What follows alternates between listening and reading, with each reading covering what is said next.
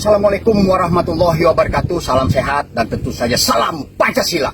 Hari ini ulun berada di satu daerah yang selama ini diributkan di media massa, di media sosial, bahwasanya yang namanya food estate itu menjadi food estate, alias sebuah kegagalan di dalam rangka menata kelola pertanian dan ketahanan pangan. Ada yang menarik daripada semua ini adalah ketika pengelolaan yang dilakukan bukan tupoksinya, yaitu Departemen Pertahanan, walaupun di belakangnya ada yang namanya PUPR, ya ada yang namanya KLH, ada yang namanya pertanian. Sehingga ini menjadi sebuah pertanyaan yang sangat mendasar bagi kami tentunya yang berada di Kalimantan ini. Saya jauh-jauh dari Kalimantan Selatan untuk melihat sekarang kondisi real di lapangan apa yang sebenarnya terjadi dengan yang namanya food estate. Apakah ini yang dinamakan proyek strategi nasional, Saudara Joko Widodo? Saya ulangi, Saudara Joko Widodo. Apakah ini yang dinamakannya proyek strategi nasional atau PSN? Ini adalah seperti PSK saya sebut, quote and quote, proyek strategi korupsi, bukan PSN. Kenapa? Karena tidak mungkin dengan ratusan triliun, ratusan hektar lahan dibuka, ribuan hektar bahkan, untuk memenuhi kebutuhan yang katanya pangan Indonesia, tapi nyatanya adalah hanya ditanam singkong. Singkong tidak tumbuh, sekarang yang ada adalah jagung. Ada apa denganmu? Ini rejim yang sangat buruk bagi saya. Saya katakan ini adalah rejim yang terburuk di era ini. PSN seolah-olah itu akan menjadikan rakyat ini menjadi lebih baik, tapi justru ini adalah PSK. Ini program strategi korupsi. Orang-orang Jakarta selalu bicara tentang kegaliman, keserakahan, kejahatan lingkungan, tapi mereka tidak pernah bicara tentang korupsi. Betapa jahatnya korupsi itu.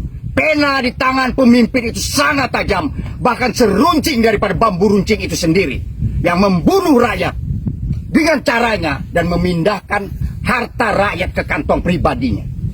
Itu yang terjadi.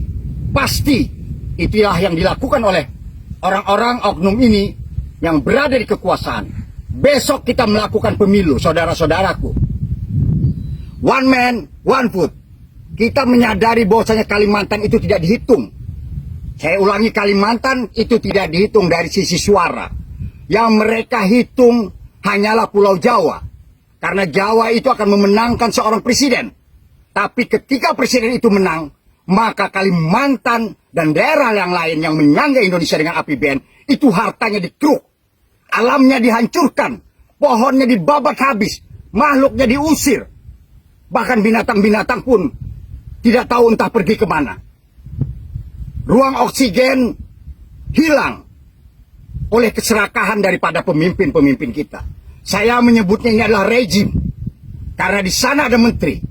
Di sana ada tentunya juga adalah anggota-anggota DPR yang menyetujui anggaran ini. Ini adalah bagian daripada perampokan massal terhadap anggaran negara. Saudaraku semuanya, kenapa itu bisa terjadi? Karena korupsi itu tidak ingin diberantas oleh orang Jakarta. Oleh orang-orang yang bermukim di Jakarta yang mengambil keputusan di DPR RI. Oleh karena saya ulangi, jika undang-undang pembatasan transaksi tunai tidak diundangkan, jika pencatatan, pendaftaran, dan pelepasan aset tidak diundangkan, dan jika beban pembuktian terbalik tidak diundangkan,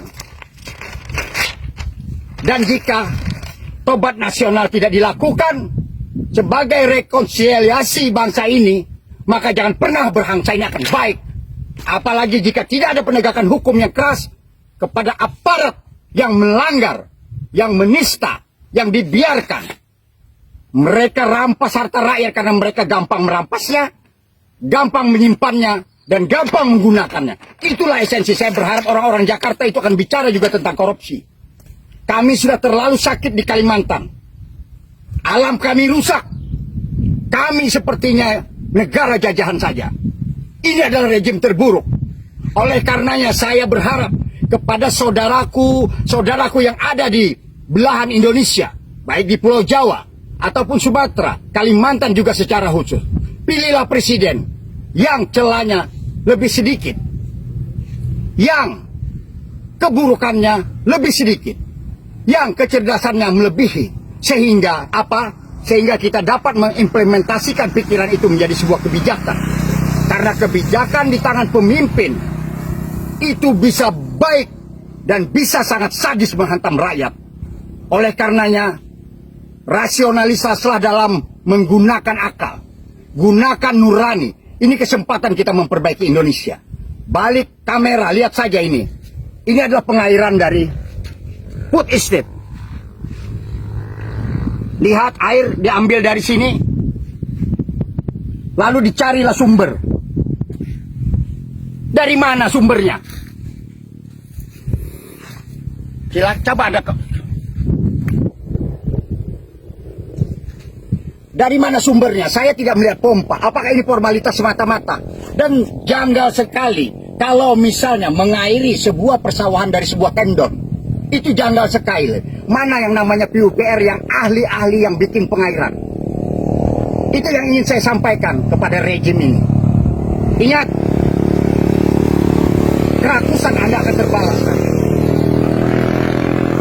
Kita tidak bisa lagi membiarkan rejim yang begitu jahat, rejim yang begitu menista rakyat, yang sengaja pura-pura dengan proyek PSN, proyek strategi nasional, sehingga bisa dilindungi, seolah-olah ini adalah vital, lalu bisa menggunakan siapapun, bahkan dalam quote and quote memperalat aparat negara, lalu kemungkinan menggunakan label-label jabatan, label-label senjata, agar rakyat ini tunduk kepada mereka. Jika saudaraku ingat ketika vaksin, bagaimana kita diburu oleh rejim ini, bagaimana rakyat diperlakukan, bagaimana mereka mengkorupsi vaksin itu dengan biaya-biaya yang irasional, dengan hutang. Sekarang sudahi rejim ini. Mata rantai rejim ini harus dihentikan. Ingat, mata rantai rejim ini harus dihentikan. Jika rejim ini mata rantainya tidak dihentikan, maka rantai itu tidak hanya akan membelenggu kita, bahkan akan menghajar kita, akan merantai kita. Semuanya akan hancur. Gambaran ini adalah gambaran nyata yang terlihat terus-menerus dipertontonkan.